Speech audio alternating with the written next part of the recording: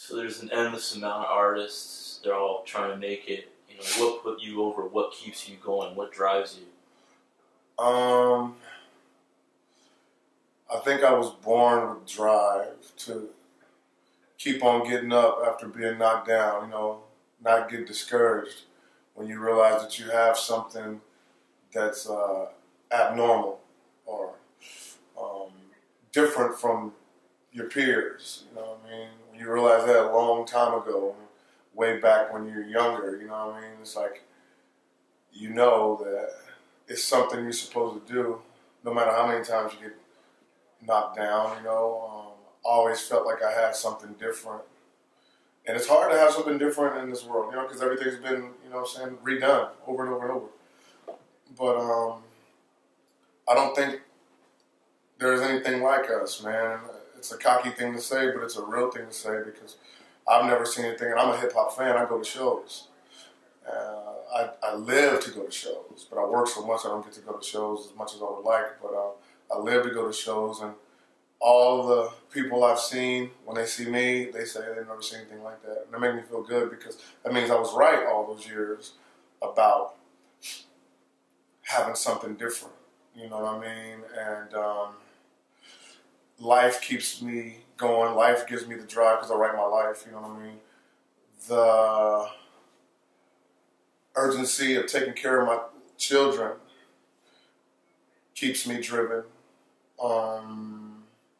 Because I remember having nothing when I couldn't even afford Pampers, and I had to rely on my homeboys in my hood to give me money to get Pampers while I was down just working on my craft, you know. I know what it feels like to have nothing, nobody, no money to buy Pampers, dude. That's like no money, you know, because Pampers don't cost shit, you know. But I didn't have it, you know, and I was done working for people back then. I stopped working for people back when I was 17. And I was cool. You know what I mean? Like, I'd have multiple jobs, and I could have very well got a job while I was working on my craft. But I chose to just work on my craft and not work for anybody anymore, man. You know, I'm just punching a clock, you know. And just ironic that I run into somebody like Travis O'Gwen that wants to do a 50-50 partnership on a business because he loved the music, you know what I mean? He didn't have to do that, you know what I'm saying? He was like, well, I got all this money. I want to sign you to my label. He's like, you want to start a label with me? And I'm like, yes, I would love to. That was a calling from heaven, I think. I know. You know what I mean? And it's not a coincidence that we're still on the incline doing it, man, because Tech N9ne is a hard thing to crack when it's a black dude with painted face and looking really sinister. And back in the day, I had red spiked hair, so it didn't matter how good I could rap, and people look at me like, hell no, you know. And good thing that Travis was like me, like, fuck whatever they say. This is good music. If they just listen to you, they'll get it. QD3 said the same thing. QD3 said, Tech could be big as Pop if people come into his world. And QD3 said that years ago on a DVD of mine, and people are still coming into my world, Strange Land, and it's getting bigger and bigger. What? A small town Kansas City ghetto boy on the Forbes list 4 times in a row.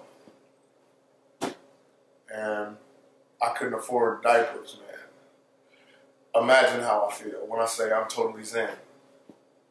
You know what I mean? But there's still the urge to bang this in people's heads who talk shit.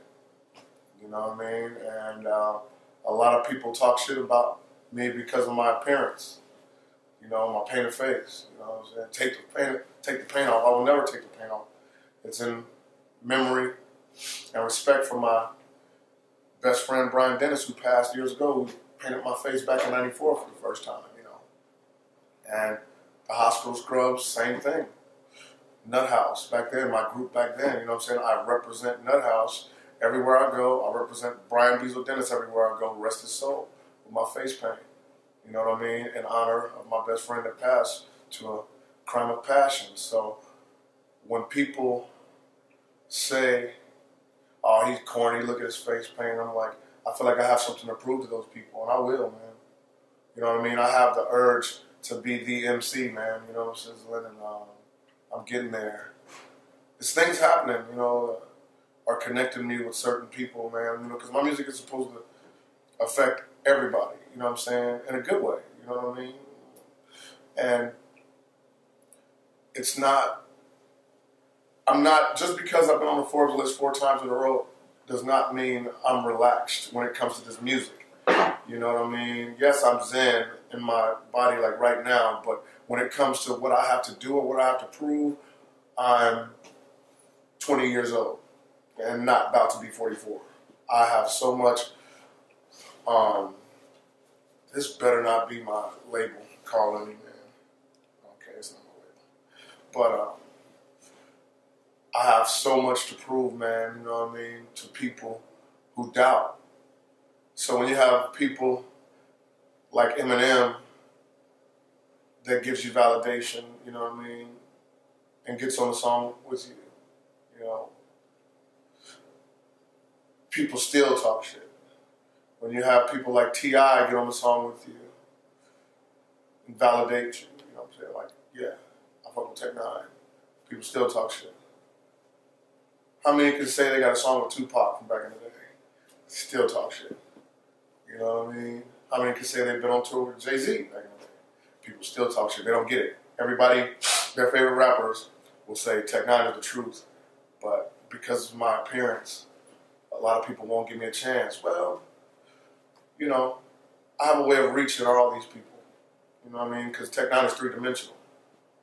The king, the clown, and the G. You know what I mean? So the G took over the summer with Hood Go Crazy. You know what I'm saying? The King rapped with Eminem on Speed 'Em with Chris Calico. You know, the G did a song with Zeus and T.I. on the Bible, angry, mad, because of family business, you know.